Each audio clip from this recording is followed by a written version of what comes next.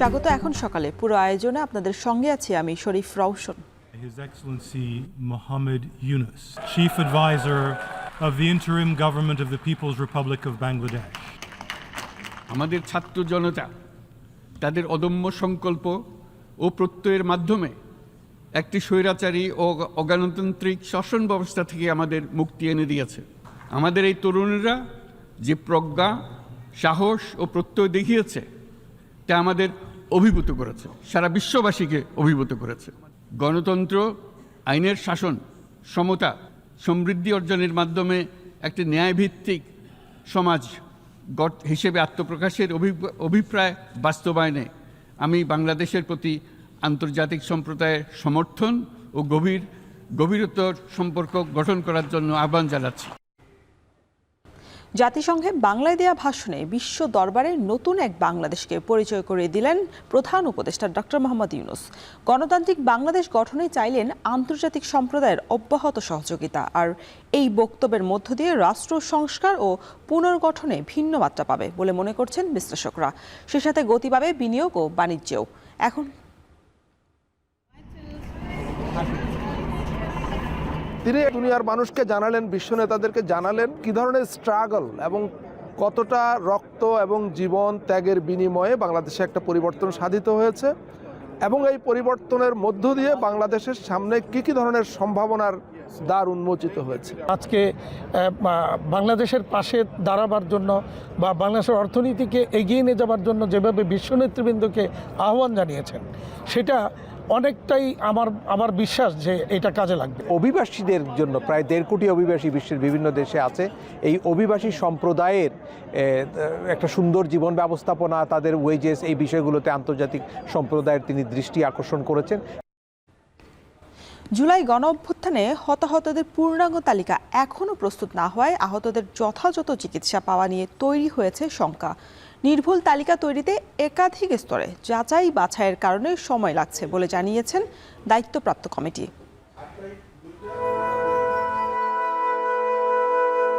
যত প্রুফ পাচ্ছি সবকিছু কিন্তু আমাদের ডেটাবেসে আমরা সংরক্ষণ করছি শহীদ পরিবারের কাছ থেকে।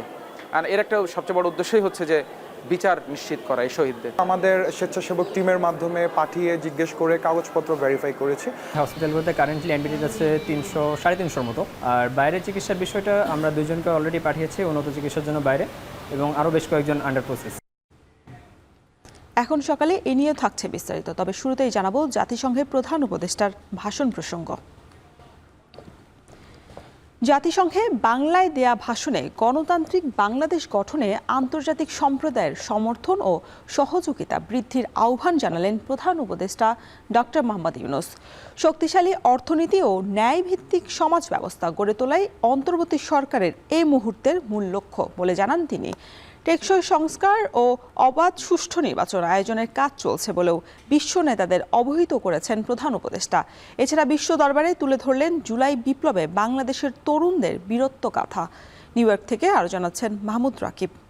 The Assembly will now hear an address by His Excellency Mohammed Yunus, Chief Advisor of the Interim Government of the People's Republic of Bangladesh. বিশ্ব জাতিগোষ্ঠীর সভায় লাল সবুজের প্রতিনিধি ডক্টর মোহাম্মদ ইউনূস সামাজিক উদ্যোক্তা হিসেবে বিশ্বব্যাপী সমাদৃত। নোবেল বিজয়ী ইউনূস এবার সরকার প্রধান হিসেবে বিশ্ব মঞ্চে। সম্মেলনে যে pact for the future and declaration on future generation ভাষণে বৈষম্য বিরোধী ছাত্র আন্দোলনের প্রেক্ষাপট এবং বাংলাদেশে সংগঠিত যুগান্তকারী পরিবর্তনের কথা মন্ত্রমুগ্ধের মতো শোনেন উপস্থিত বিশ্ব নেতারা। মাঝে মাঝেই করতালিতে মুখরিত হয় জাতিসংঘের সদর দফতর। শুরুতেই জুলাই আগস্টে বাংলাদেশের ছাত্র জনতার আত্মত্যাগের গল্প তুলে ধরেন ডক্টর ইউনূস। তিনি বলেন, বাংলাদেশের মানুষ স্বৈরাচারী ও অগণতান্ত্রিক শাসন ব্যবস্থা থেকে দেশকে মুক্তি দিয়েছে, যা বিশ্বের সকল মানুষের জন্য প্রেরণা। আমাদের ছাত্র জনতা তাদের অদম্য সংকল্প ও প্রত্যয়ের মাধ্যমে একটি স্বৈরাচারী ও অগণতান্ত্রিক শাসন ব্যবস্থা থেকে আমাদের মুক্তি এনে দিয়েছে, যার জন্য আমাদের নতুন প্রজন্ম জীবন উৎসর্গ করেছে।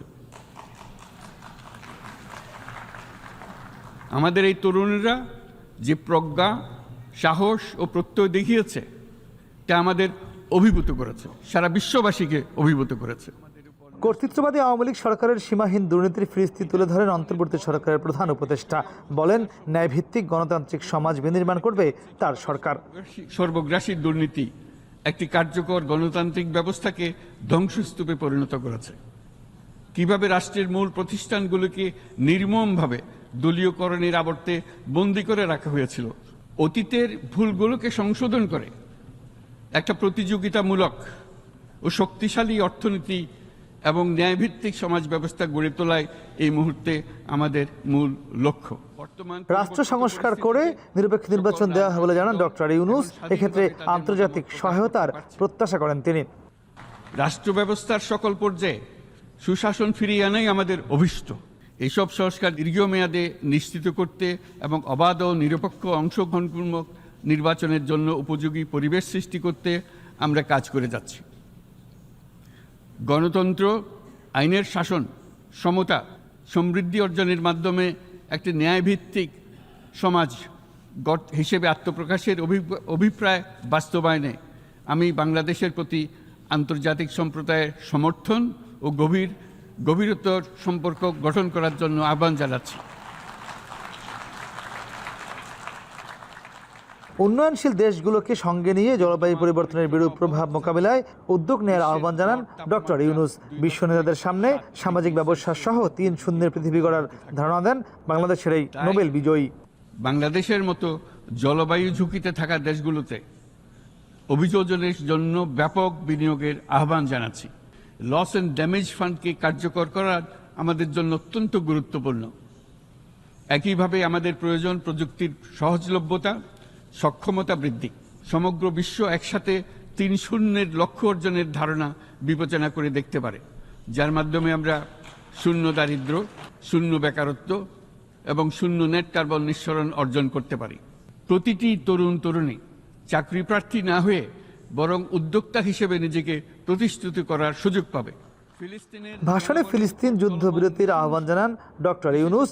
আর রোহিঙ্গাদের টেকসই প্রত্যাবাসনে আন্তর্জাতিক সহায়তা প্রত্যাশা করেন বাংলাদেশের সরকার প্রধান।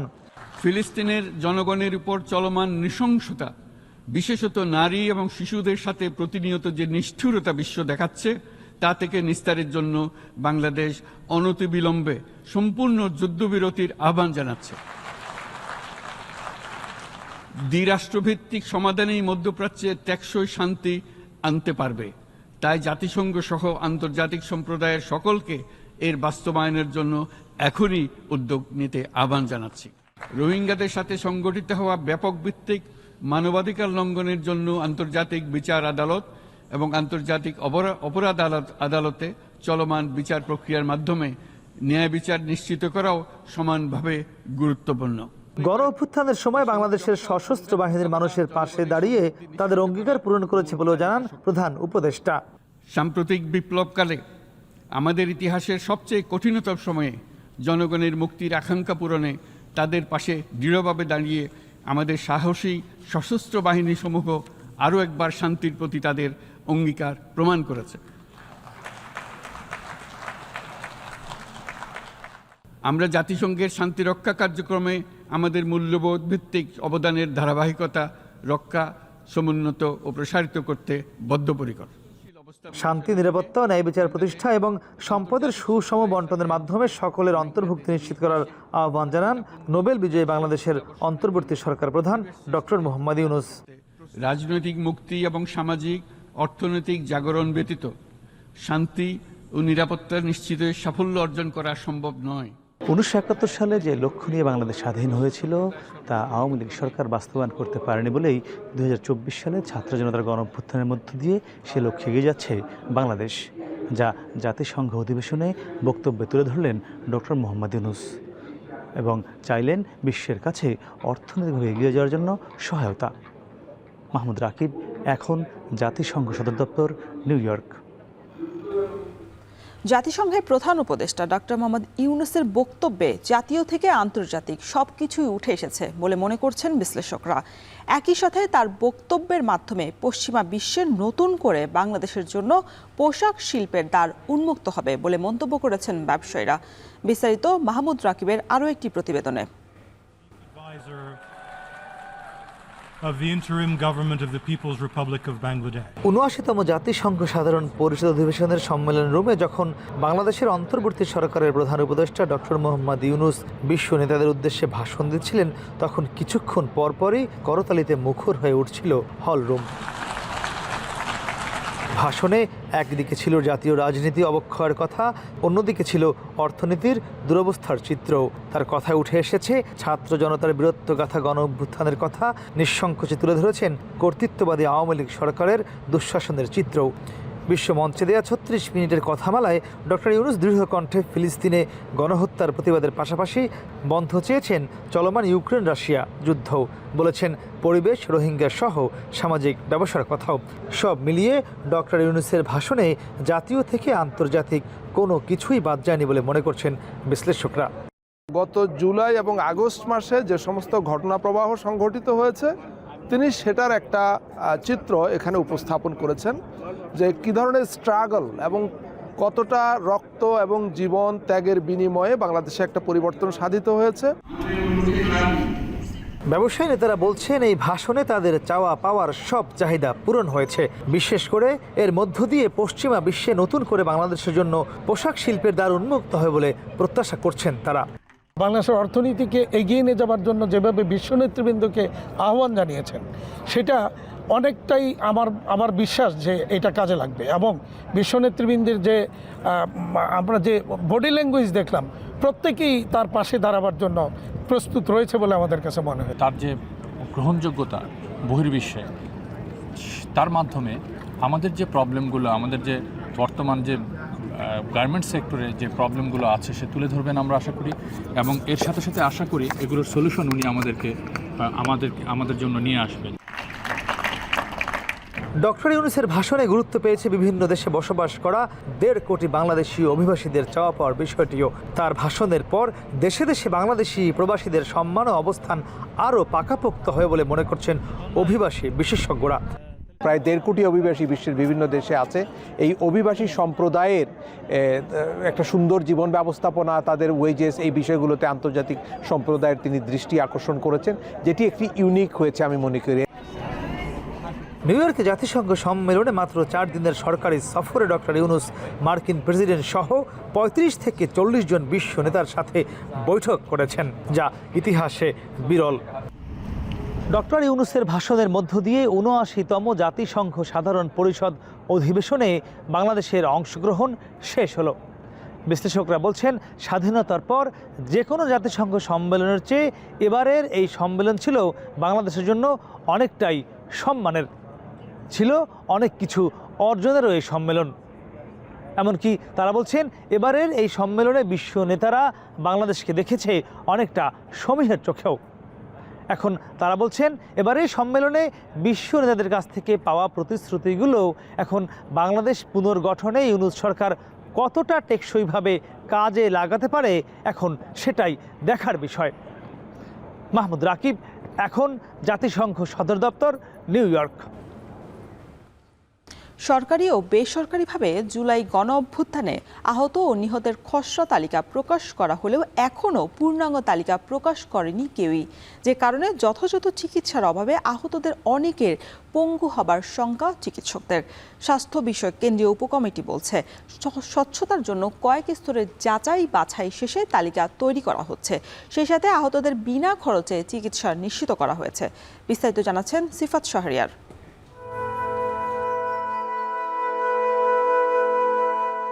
জুলাই গণ অভ্যুত্থানের ২ মাস পরও হাসপাতালে কাতরাচ্ছেন অসংখ্য ছাত্র জনতা। চিরতরে অঙ্গ হারিয়েছেন অনেকে, এখনও নিখোঁজ বহু মানুষ।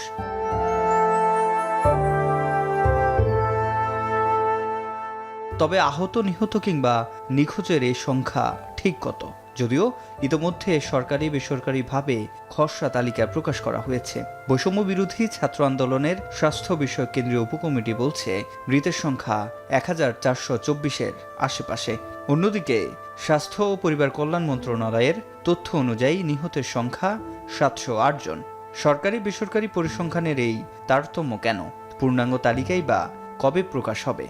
অনেকেই আমাদের সঙ্গে তথ্য দিয়ে সহযোগিতা করতে চাননি, অনেকে ট্রমাটাইজড, ভয় পাচ্ছেন এখনও, এবং অনেকে এমনও বলছেন যে সে আমার নাম কেটে দেন। একজন টিমের মেম্বারকে আমার নারায়ণগঞ্জে পাঠাতে হয়েছে যে ওই ফ্যামিলির সঙ্গে দেখা করে তাদেরকে অ্যাসুরেন্স দিয়ে আসো যে তাদের কিচ্ছু হবে না, যদি কিছু হয় তো আমাদের উপর দিয়ে হবে। হসপিটালে যে রোগীগুলো ভর্তি ছিলেন তাদের যে ইনফরমেশনগুলো দেওয়া আছে, এখন অনেক ইনফরমেশন গ্যাপ আছে। অনেকের জাস্ট নাম দেওয়া আছে, ফোন নাম্বার দেওয়া নেই, ঠিকানা দেওয়া নেই। এই যেগুলো ইনকমপ্লিট ডাটা, এই ইনকমপ্লিট ডাটা নিয়ে কাজ করাটা একটু ঝামেলা হয়ে যাচ্ছে। কিছু ভেরিফিকেশন আমরা করেছি যেগুলো এখনও ওনারা করেন নাই। আমরা হয়তো বা আমাদের স্বেচ্ছাসেবক টিমের মাধ্যমে পাঠিয়ে জিজ্ঞেস করে কাগজপত্র ভেরিফাই করেছি, বাট ওনারা ডিসি অফিস থেকে আর কি যখন ভেরিফিকেশন ওনাদেরকে করা হবে তখন ওনারা ওগুলো এনলিস্টেড করবে। স্বাস্থ্য বিষয়ক কেন্দ্রীয় উপকমিটির সদস্যরা বলছেন শুধু পরিসংখ্যান নয়, এটিকে গণ অভ্যুত্থানের দলিল হিসাবে তৈরি করা হচ্ছে। তাতে চলছে কয়েক স্তরের যাচাই বাছাই। আহত এবং শহীদদের সাহায্য পৌঁছানো, এটাই কিন্তু আমাদের প্রধান লক্ষ্য না। এটা কিন্তু একটা জেনোসাইডাল ডকুমেন্ট হতে যাচ্ছে। আমরা যত প্রুফ পাচ্ছি সব কিছু কিন্তু আমাদের ডেটাবেসে আমরা সংরক্ষণ করছি শহীদ পরিবারের কাছ থেকে। আর এর একটা সবচেয়ে বড় উদ্দেশ্যই হচ্ছে যে বিচার নিশ্চিত করা এই শহীদদের। রুট লেভেল থেকে যারা ফোন দিয়েছেন, যারা যোগাযোগ করেছেন, তাদের এনলিস্টের কাজটা আমি করেছি প্রথম দিক থেকে আর কি, এখনও আমি করছি ওটা। এর পাশাপাশি আমরা যেটা করি, আমরা হচ্ছে আপনার এরিয়া ভিত্তিক, আমরা ঢাকার ভিতরে আমাদের যে হসপিটালগুলো আছে ওগুলো ভিজিটের জন্য টিম করে আমরা ভাগ করে নেই।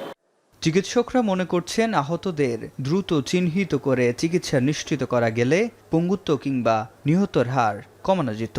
চিকিৎসাটা তাৎক্ষণিক দিতে পারতাম, হয়তো বা পা সেভ হইলেও হইতে পারে, বাট আপনি যখন রেখে দিবেন, চিকিৎসা পাচ্ছে না, যে না আমার এই হাসপাতালে চিকিৎসা হবে না, আপনি অন্য হাসপাতালে নিয়ে যান, এই যে একটা টাইম লস, সিস্টেম লস হচ্ছে, তখন কিন্তু এই জিনিসটা ইনফেকশনটা ছড়ায় যায়, পেশেন্টের ক্ষতিটা আলটিমেটলি বেশিই হয়। পরিসংখ্যান বলছে সারা দেশে আহতের সংখ্যা 22 থেকে 25,000, যার মধ্যে শুধু ঢাকার হাসপাতালে এখনও কাতরাচ্ছেন 350 রোগী। ইতোমধ্যে গুরুতর 2 জনকে পাঠানো হয়েছে বিদেশে। বাকিদের বিনামূল্যে চিকিৎসা নিশ্চিত করেছে স্বাস্থ্য বিষয়ক কেন্দ্রীয় উপকমিটি। ঢাকা মেডিকেলে বর্তমানে আন্দোলনে আহত 42 জন পেশেন্ট এখনো ভর্তি আছেন, আর আইসিইউতে ক্রিটিক্যাল পেশেন্ট আছেন 4 জন। আর আগস্ট মাসের মাঝামাঝি থেকে এই পেশেন্টদের চিকিৎসা সেবা সম্পূর্ণ ফ্রি করে দেওয়া হয়েছে। এখন ঢাকার ভিতরে যে হসপিটালগুলো আছে, হসপিটালগুলোতে কারেন্টলি অ্যাডমিটেড আছে 300-350 মতো। আর বাইরের চিকিৎসার বিষয়টা আমরা 2 জনকে অলরেডি পাঠিয়েছি উন্নত চিকিৎসার জন্য বাইরে, এবং আরও বেশ কয়েকজন আন্ডার প্রসেস। খুব শিগগিরই নিখোঁজের তালিকা প্রকাশ করার কথা জানান স্বাস্থ্য বিষয়ক কেন্দ্রীয় উপকমিটির সদস্যরা। সিফাত শাহরিয়ার, এখন, ঢাকা। নোয়াখালীতে সাম্প্রতিক ভয়াবহ বন্যায় আশ্রয় কেন্দ্রের পাশাপাশি সরকারি শিক্ষা প্রতিষ্ঠানে ঠাঁই নেয় 20 লাখেরও বেশি মানুষ। বন্যায় বেশিরভাগ শিক্ষা প্রতিষ্ঠানে ক্ষয়ক্ষতি হলেও এখনও সংস্কারের কোনো উদ্যোগ নেওয়া হয়নি, যে কারণে এইসব প্রতিষ্ঠানে ক্লাস চালু করা সম্ভব হয়নি। শিক্ষা কার্যক্রম ব্যাহত হওয়ায় ক্ষতিগ্রস্ত হচ্ছেন শিক্ষার্থীরা। নাসিম শুভর প্রতিবেদনে থাকছে বিস্তারিত। শ্রেণীকক্ষের যেখানে শিক্ষার্থীদের পাঠদানের কথা, সেখানে এখন ঠাঁই হয়েছে গবাদি পশুর।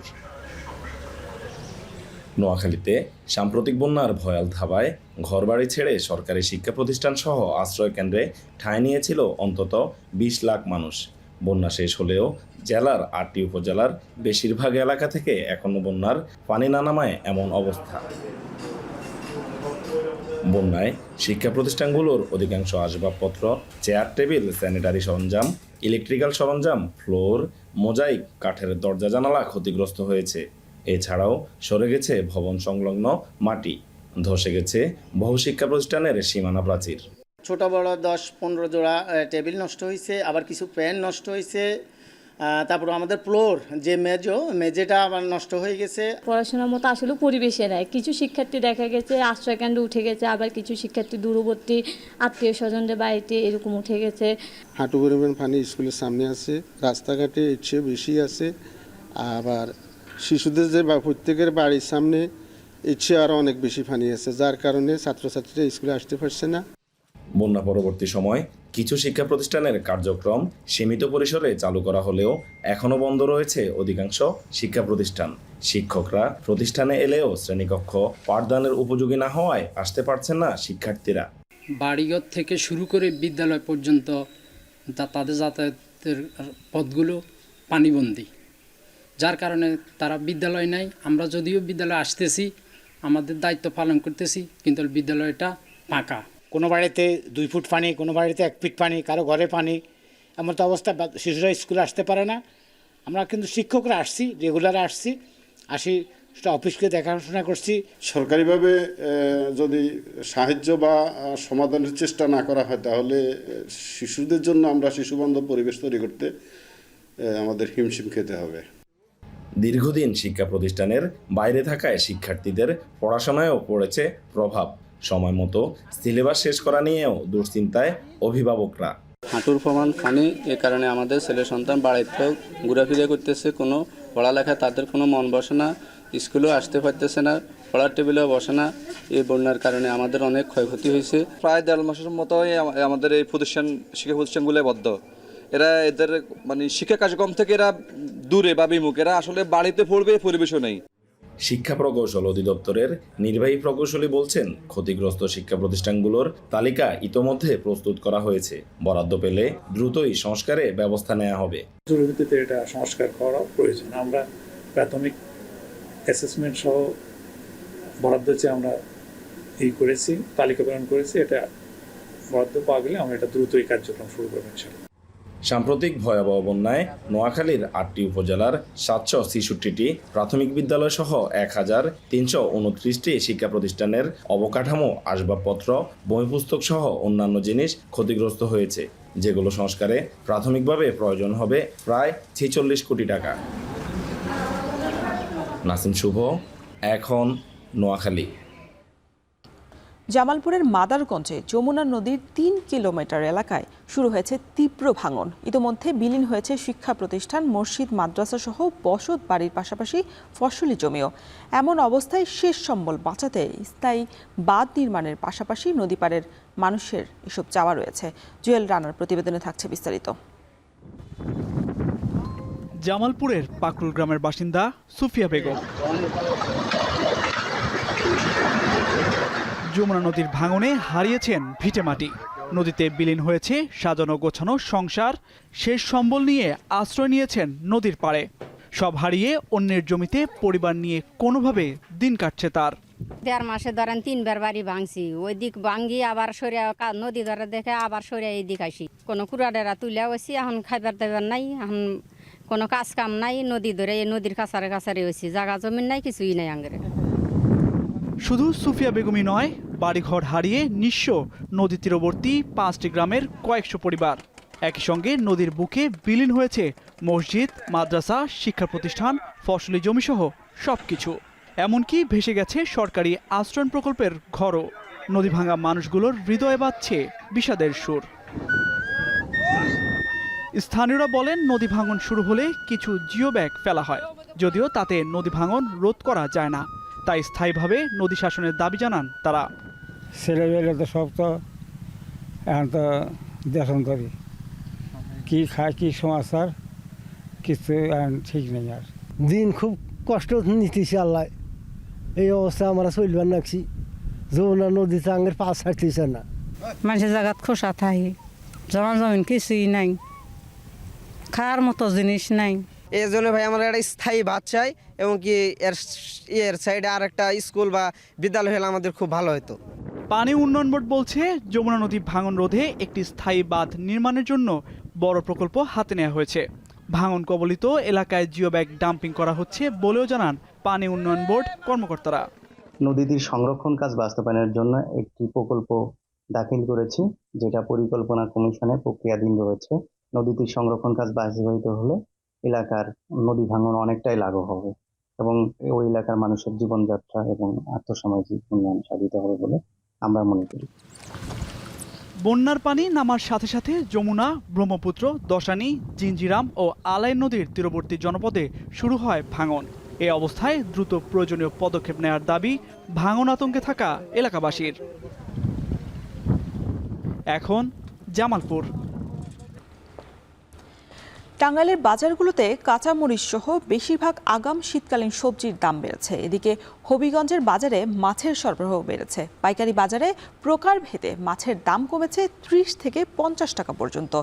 এ বিষয়ে আরও বিস্তারিত জানাতে টাঙ্গাইল পার্ক বাজার থেকে কাউসার আহমেদ এবং হবিগঞ্জের শায়েস্তানগর ঈদগাহ মাছ বাজার থেকে যুক্ত হচ্ছেন সহকর্মী কাজল সরকার। শুরুতেই চলে যেতে চাই টাঙ্গাইলের কাউসারের কাছে। কাউসার, জানাবেন বাজারে শীতকালীন সবজির সরবরাহ কেমন দেখছেন এবং হঠাৎ করে কাঁচামরিচ আবার ঊর্ধ্বমুখী কেন? আমি রয়েছি টাঙ্গাইলের পার্ক বাজারে। আমি ভোর থেকে এই বাজারে ঘুরেছি। আমি লক্ষ্য করেছি যে গত সপ্তাহে যে পরিমাণ শীতকালীন সবজি এই বাজারে ছিল, আজ কিন্তু সেই পরিমাণ শীতকালীন সবজি এই বাজারে আমরা লক্ষ্য করিনি। শুধু বাঁধাকপি, বরবটি ছাড়া অন্য কোনো সবজি কিন্তু যে রয়েছে তা আমরা দেখিনি। আজকে বাঁধাকপি বিক্রি হচ্ছে 60 থেকে 65 টাকা কেজি, আর এছাড়াও বরবটি বিক্রি হচ্ছে 45 থেকে 50 টাকা কেজি দরে। এছাড়াও মূলা বিক্রি হচ্ছে 40 থেকে 45 টাকা কেজি দরে। এদিকে ফুলকপি, সিম সহ অন্যান্য শীতকালীন সবজি বাজারে চাহিদা থাকলেও বাজারে কিন্তু নেই। আর ব্যবসায়ী যারা রয়েছেন, যে গত যে 4 দিন যাবত বৃষ্টি হচ্ছে, সেই বৃষ্টির কারণে যে আগাম জাতের যে শীতকালীন সবজি ছিল সেই সবজির সরবরাহ বন্ধ রয়েছে। আর এদিকে কাঁচামরিচের দাম বেড়েছে কেজিতে 40 থেকে 50 টাকা পর্যন্ত। আজকে পার্ক বাজারে কাঁচামরিচ বিক্রি হচ্ছে 280 টাকা থেকে শুরু করে 290 টাকার মধ্যে। ব্যবসায়ীরা বলছেন যে কাঁচামরিচের সরবরাহ কমে গিয়েছে, আর যে কারণে কিন্তু এই বাজারের দাম বেড়েছে অনেকটা। তারা বলছেন যে ভারত সহ অন্যান্য দেশ থেকে যে পরিমাণ কাঁচামরিচ আমদানি হতো, সাপ্তাহিক বন্ধের কারণে কিন্তু সেই পরিমাণ মরিচ আমদানি হচ্ছে না, আর যে কারণে এই দামটা বেড়েছে। তবে এদিকে আলু ও পেঁপের দাম কেজিতে কমেছে 5 থেকে 10 টাকা পর্যন্ত। আজকে আলু বিক্রি হচ্ছে আকার ও মান ভেদে 55 থেকে 65 টাকা কেজি দরে, আর পেঁপে বিক্রি হচ্ছে 25 থেকে 30 টাকা কেজি দরে। আর এদিকে বেগুন বিক্রি হচ্ছে প্রতি কেজি 60 থেকে 65 টাকা। আর এছাড়াও করলা বিক্রি হচ্ছে 60 থেকে 65 টাকা, আর কচুর মুখী বিক্রি হচ্ছে 50 টাকা কেজি দরে। আর এই বাজারের সমিতির যিনি সভাপতি রয়েছেন তিনি জানিয়েছেন যে টাঙ্গাইলে যে পরিমাণ সবজি উৎপাদন হয় তা এখনো কিন্তু শীতকালীন সবজির উৎপাদন শুরু হয়েছে, তবে বাজার পর্যন্ত এখনো আসেনি। তারা জানিয়েছেন যে টাঙ্গাইলের নিম্ন অঞ্চল, বিশেষ করে চরাঞ্চলে যেখানে শীতকালীন সবজি হয়, সেখান থেকে কিন্তু এখন পর্যন্ত বন্যার পানিতে প্লাবিত, যে কারণে সবজি এখনো আসেনি। আর এদিকে যারা ক্রেতা রয়েছেন তারা কিন্তু বলছেন যে তাদের বাজার করতে হিমশিম খেতে হচ্ছে, যে কারণে তারা জেলা প্রশাসন সহ সংশ্লিষ্টদের বাজার নজরদারির দাবি জানিয়েছেন। তো এই ছিল টাঙ্গাইলের পার্ক বাজার থেকে শীতকালীন সবজি সহ অন্যান্য সবজির দরদাম। আমরা সবজি বাজারের খবর জানছিলাম, এবার একটু জানতে চাই মাছ বাজারের পরিস্থিতি। হবিগঞ্জে আছেন সহকর্মী কাজল সরকার। কাজল, জানাবেন যে নদীর এবং চাষের মাছ যেগুলো বাজারে উঠেছে সেগুলোর দরদাম কেমন দেখেছেন? রোশন, হাওরের পানিতে টান পড়েছে, যে কারণে যত পানি কমছে তত কিন্তু মাছের যে যারা আসলে মাছ ধরেন তারা বলছেন যেটি যে মাছ এখন কিন্তু কিছুটা মিলছে। যেমন আমি এখন হবিগঞ্জ শহরের যে ঈদগাহ সংলগ্ন মাছ বাজার রয়েছে সেখানে এসেছি। এই বাজারে এসেও কিন্তু আমরা যেটি দেখেছি যে সবচেয়ে বেশি কিন্তু কিছুদিন আগেও যেখানে প্রচুর পরিমাণে চাষের মাছ ছিল, সেখানে কিন্তু এখন মাছ বলা যায় যে হাওরের মাছই সয়লাভ হয়ে গেছে বাজার, এবং যে দাম সেটিও কিন্তু স্বাভাবিক রয়েছে। যেহেতু হাওরের মাছ বাজারে উঠছে, সেই ক্ষেত্রে চাষের যে মাছগুলো ছিল সেগুলোর দাম কমেছে, একই সাথে হাওরের মাছের দামও কিন্তু ক্রেতাদের নাগালের ভেতরে রয়ে গেছে বলা যায়। যদি আমি 1 সপ্তাহের ব্যবধান বলি, সেই ক্ষেত্রে আসলে চাষের মাছের যে বিষয় বিশেষ করে 30 থেকে 50 টাকা পর্যন্ত প্রতি কেজিতে কমেছে। আমি যদি একটু নির্দিষ্ট করে বলি, কার্প জাতীয় যে মাছগুলো সেগুলো 200 থেকে 250 টাকায় বিক্রি হচ্ছে আকার বেঁধে। একই সাথে পোটা মাছ যেটি এখন কিন্তু হাওরেও মিলে, সেটি বিক্রি হচ্ছে 160 থেকে 165 টাকা। অন্যদিকে ইলিশ আমরা যেটি দেখেছি যে আসলে ছোট সাইজের যে ইলিশগুলো রয়েছে সেগুলো কিন্তু অনেকটাই নাগালের ভেতরে রয়েছে, যেমন 650 থেকে 700 টাকা কেজিতে বিক্রি হচ্ছে। অন্যদিকে রুই বিক্রি হচ্ছে 340 থেকে 350 টাকা, কাতল বিক্রি হচ্ছে 360 থেকে 370 টাকা কেজিতে, আর পাবদা যেটি 280 থেকে 270 থেকে 280 টাকা 280 থেকে 300 টাকা কেজিতে বিক্রি হচ্ছে। অন্যদিকে যেটি বলছিলাম যে হাওরের ছোট মাছ রয়েছে, সেটিও প্রকারভেদে আসলে বিভিন্ন ধরনের মাছ 220 থেকে 300 টাকা কিংবা 280 টাকার মধ্যে বিক্রি হচ্ছে। তো ক্রেতারা যেটি বলছেন যে যেহেতু মাছের সরবরাহ বেড়েছে, সেই ক্ষেত্রে আরেকটু যদি কমতো তাহলে আসলে তাদের মধ্যে যে স্বস্তির বিষয়টি সেটি ফিরে আসতো। আর বিক্রেতারা যেটি বলছেন যে যেহেতু হাওরের পানি কমছে, সেই ক্ষেত্রে মাছের সরবরাহ আসলে যত দিন যাচ্ছে তত বাড়ছে। সেই ক্ষেত্রে সামনের দিকে মাছের সরবরাহ যদি বাড়ে, সেই ক্ষেত্রে আর কিছুটা কমতে পারে, এরকমটা কিন্তু আশা করছেন। সহকর্মীরা জানাচ্ছিলেন আমাদের বাজার পরিস্থিতি সম্পর্কে। পার্বত্য অঞ্চলের সবুজ পাহাড় জুমের পাকা ধানে এখন পরিণত হয়েছে সোনালী রঙে। প্রাকৃতিক দুর্যোগ না হওয়ায় এবং আবহাওয়া ভালো থাকায় ফলনও হয়েছে ভালো। পাহাড়ি পল্লীগুলোতে চলছে এখন জুম কাটার উৎসব। কিশোর কিশোরীরা, যুবক যুবতী সহ পরিবারের সবাই জুমের পাকা ধান কাটতে এখন ব্যস্ত সময় পার করছেন। বান্দরবান থেকে রিজভী রাহাতের প্রতিবেদন। পার্বত্য অঞ্চলে বসবাসকারী পাহাড়িদের আদি পেশা জুম চাষ। দুর্গম পাহাড়ের অধিকাংশ বাসিন্দা জুম চাষের মাধ্যমে তাদের জীবিকা নির্বাহ করেন। বান্দরবানের রোয়াংছড়ি, রুমা, থানচি, লামা ও আলীকদম উপজেলার দুর্গম পাহাড়ে জুমে ধান চাষ করা হয়। প্রতি বছর এপ্রিল মাসে প্রস্তুত করে লাগানো হয় নিরিখা, উফসি, পিডি, ককরো, বিন্নি, গেলং ও কানভুই ধানের বীজ। 4 মাস পরিচর্যার পর সেপ্টেম্বর মাস থেকে শুরু হয় জুমে ধান কাটা উৎসব, যা চলে অক্টোবর মাস পর্যন্ত। জুম ধানের মাধ্যমে জুমিয়া পরিবারগুলো সংগ্রহ করে রাখে তাদের সারা বছরের খোরাকি। তাই ফসল ভালো হলে পেট পুরে খেয়ে বছরটা পার করতে পারে পাহাড়ি এই পরিবারগুলো। আর ফলন ভালো না হলে বছরের শেষে কষ্টে দিন কাটাতে হয় তাদের। তবে এবছর প্রাকৃতিক দুর্যোগ ও বন্যা না হওয়ায় এবং আবহাওয়া ভালো থাকায় সবুজ পাহাড় ভরে গেছে সোনালী পাকা ধানে। পাহাড়ি পল্লীগুলোতে এখন চলছে জুমের ধান কাটার মহোৎসব। ফলন ভালো হওয়ায় খুশি জুমিয়া পরিবারগুলো। গত বছর সেই এই বছর ফলন ভালো হয়েছে, প্রায় 12 হাড়ির মতো হয়েছে এই বছরে। ধান মোটামুটি ভালো, এখন ধান কাটা শুরু হয়েছে। শ্রমের বিনিময়ে ধান কাটতে আসছি, এখানে শেষ হলে আমার জমে যাবে ধান কাটার জন্য। পার্বত্য অঞ্চল হওয়ায় সব জায়গায় সমানভাবে বৃষ্টিপাত হয় না বলে উৎপাদনে তারতম্য হয় এবং এক এক জায়গায় ফলন এক এক রকম হয়ে থাকে বলে জানায় কৃষি বিভাগ। তবে এবার ফলন ভালো হওয়ায় উৎপাদন লক্ষ্যমাত্রা পূরণ হবে বলছেন এই কর্মকর্তা। আমাদের জুম কর্তন শুরু হয়েছে, এছাড়াও অন্যান্য উপজেলাও জুম কর্তন শুরু হয়েছে এবং আমরা আশা করছি যে জুম থেকে এবার ভালো ফসল বা ভালো ফলন হবে। কৃষি বিভাগের তথ্য মতে গত বছর জেলায় 8,540 হেক্টর জমিতে ধানের আবাদ করা হয়, আর চলতি বছর আবাদ হয়েছে 7,460 হেক্টর জমিতে। এখন বান্দরবান। নওগাঁর হাট বাজারগুলোতে উঠতে শুরু করেছে নতুন পাট। তবে সরবরাহ কম ও চাহিদা বেশি থাকায় দাম বাড়তি। সপ্তাহের ব্যবধানে প্রতি মন পাটের দাম বেড়েছে 100 থেকে 150 টাকা পর্যন্ত। প্রতি মন পাট বিক্রি হচ্ছে 3,000 থেকে 3,300 টাকায়। দাম বেশি পেয়েও খুশি নন কৃষকরা। তারা বলছেন 4,000 টাকা মন হলেও খরচ বাদে লাভ থাকে খুবই অল্প পরিমাণে। নওগাঁ প্রতিনিধির আব্বাস আলীর পাঠানো তথ্যচিত্রে থাকছে বিস্তারিত। প্রতি মঙ্গলবার বসে নওগাঁর মান্দা উপজেলার সতীহাট। ভোরের আলো ফোটার সাথে সাথে কৃষকরা এই হাটে পাট নিয়ে আসেন বিক্রির জন্য। গত বছর এই হাটে পাট বিক্রি হয়েছে সর্বোচ্চ 2800 টাকা মন দরে। তবে সরবরাহ কম ও চাহিদা বাড়তি থাকায় এবার দাম বাড়তি। সপ্তাহ ব্যবধানে প্রতিমন পাটের দাম 100 থেকে 150 টাকা বেড়ে বিক্রি হচ্ছে 3,000 থেকে 3,300 টাকা পর্যন্ত। তবে বাড়তি দাম পেয়েও খুশি নন চাষিরা। বলছেন খরচের তুলনায় দাম কম হওয়ায় লাভবান হতে পারছেন না তারা। পাটের দাম সর্বোচ্চ 4,500-5,000 থাকলে হয়তো আমাদের কিছু থাকবে কৃষকের। এদিকে ব্যবসায়ীরা বলছেন এবছর ফলন কম হওয়ায় বাড়তি দামে পাট কিনতে হচ্ছে তাদের। পাট দেশের অন্যতম প্রধান অর্থকরী ফসল হলেও নানা কারণে বছর বছর পাট তার ঐতিহ্য ও জৌলুস হারাচ্ছে। অনাবৃষ্টি ও তীব্র খরায় সময় মতো জমিতে বীজ রোপণ করতে না পারা, শ্রমিক সংকট, জাগ দেওয়ার জন্য জলাশয়গুলোতে পর্যাপ্ত পানি না থাকা ও ন্যায্য দাম না পাওয়ায় পাট চাষে আগ্রহ হারাচ্ছেন কৃষকরা।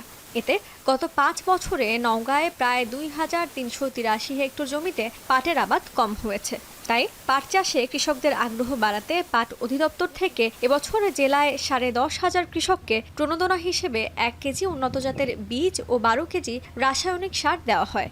পাট মনে করেন যে বনিছি প্রচুর খরার কারণে সেরকম গাছ ওঠেনি। পাট ২.৫ বিঘা মাটি করছিলাম, নিম্নে ২৪ মন হবে, আশা করা বর্তমানে ১৮ মন পাট হয়েছে।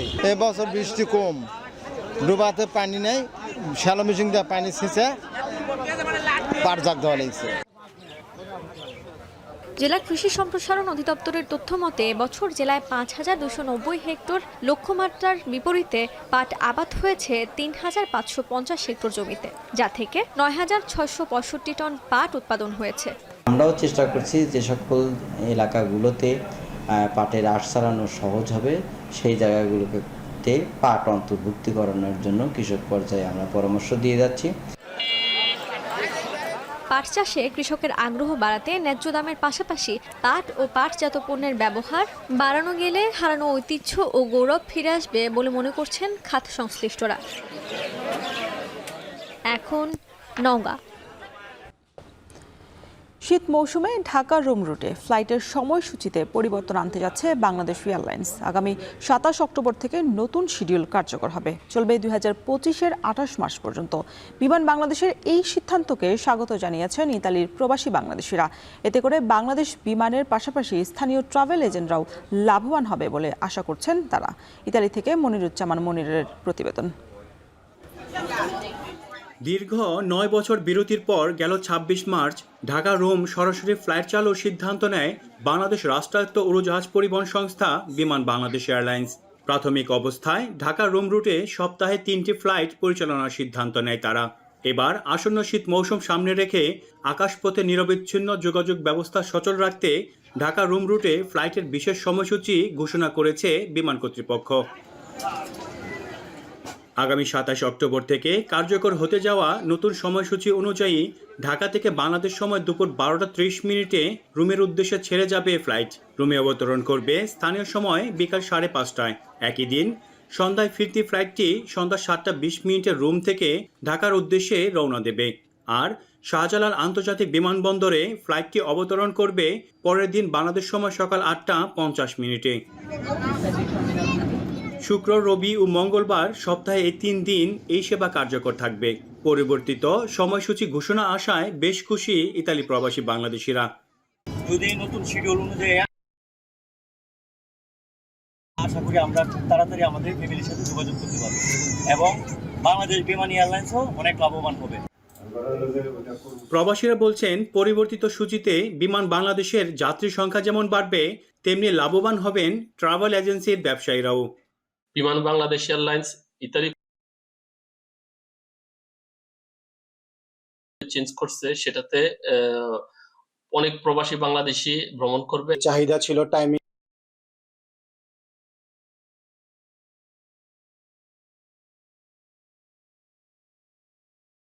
পৌঁছানোর সময়, আবার ঢাকা থেকে ডিপার্চার এবং এখানে পৌঁছানোর সময়, দুইটাই খুব সুন্দর সময়।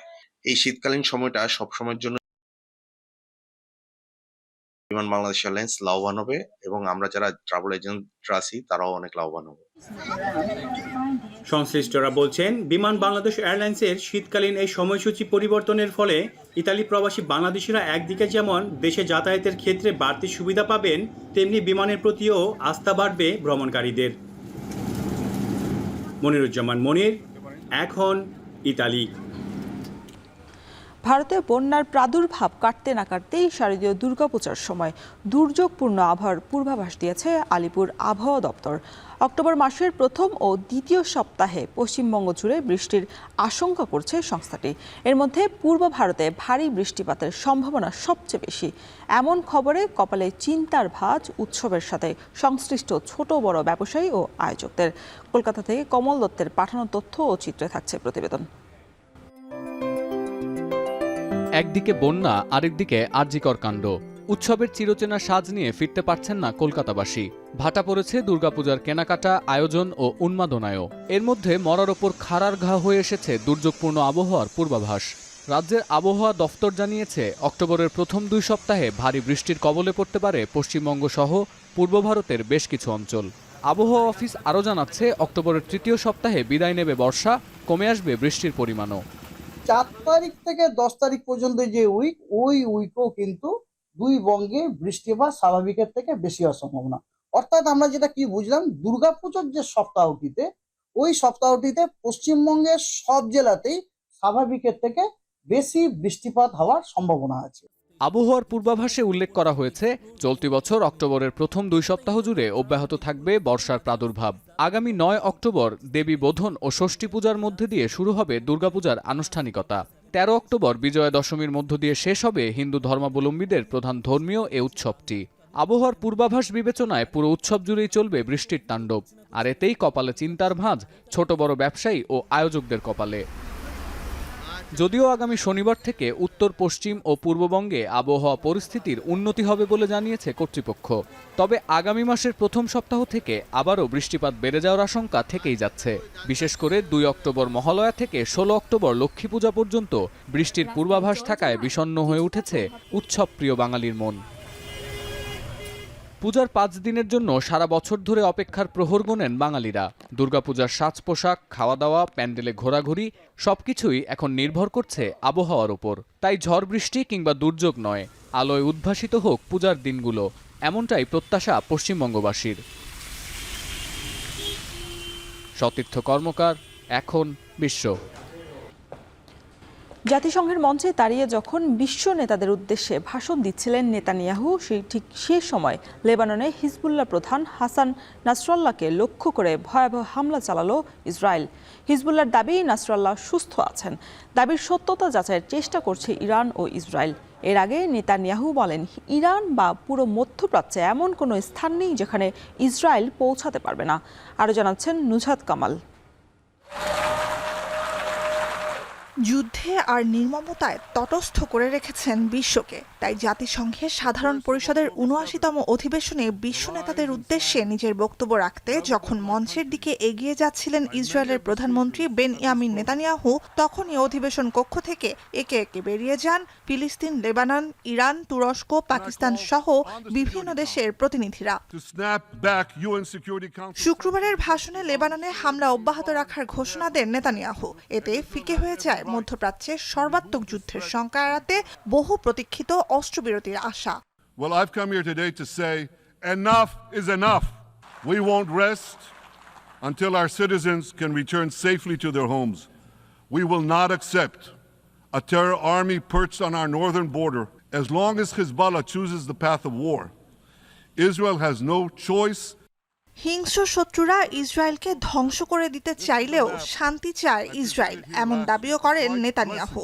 দাবির যৌক্তিকতা প্রমাণে 2টি আঞ্চলিক মানচিত্র উপস্থাপন করেন তিনি, যেখানে ইসরায়েলকে আশীর্বাদ আর ইরান, ইরাক, সিরিয়াকে অভিশাপ আখ্যা দেন। গাজা, লেবানন সহ মধ্যপ্রাচ্যে চলমান সব সংকটের জন্য ইরানকে দায়ী করেন এ নেতা। বিশ্বশক্তির সঙ্গে 2015 সালের পরমাণু চুক্তির আওতায় ইরানের ওপর থেকে উঠে যাওয়া অর্থনৈতিক নিষেধাজ্ঞা আবার আরোপেরও আহ্বান জানান তিনি। I have a message for the tyrants of Tehran. If you strike us, we will strike you.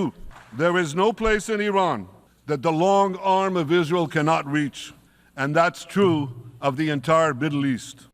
এদিকে নেতানিয়াহুর এ ভাষণের পরপরই লেবাননের রাজধানী বৈরুতে ভয়াবহ হামলা চালায় ইসরায়েলি বাহিনী।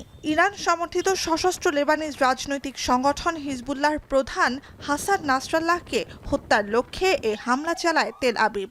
בהמשך לרצף התקיפות האוויריות של צה"ל לפגיעה ביכולותיו ומפקדיו של חיזבאללה בלבנון, צה"ל תקף לפני זמן קצר את המפקדה המרכזית של ארגון הטרור חיזבאללה, הממוקמת מתחת לבנייני מגורים. হিজবুল্লাহর আল মানার টেলিভিশন চ্যানেল জানিয়েছে 4টি ভবন ধ্বংস হয়েছে কয়েক দফা হামলায়, হতাহত অসংখ্য মানুষ। যদিও নাসরাল্লাহ সুরক্ষিত আছে বলে দাবি গোষ্ঠীটির। দাবির সত্যতা নিশ্চিতের চেষ্টা করেছে ইরান, ইসরায়েল দুপক্ষই। 1992 সালে লেবাননের দক্ষিণে ইসরায়েলি হেলিকপ্টার থেকে রকেট হামলায় তৎকালীন প্রধান সৈয়দ আব্বাস আল মুসাবি নিহত হওয়ার পর থেকে 3 দশকের বেশি সময় ধরে হিজবুল্লাহর নেতৃত্বে আছেন হাসান নাসরাল্লাহ। নিরাপত্তার কারণে বরাবরই আত্মগোপনে থাকা এ নেতার জীবনের বড় অংশ ভূগর্ভস্থ বাংকারে কেটেছে বলে ধারণা করা হয়। নুজহাত কামাল, এখন বিশ্ব।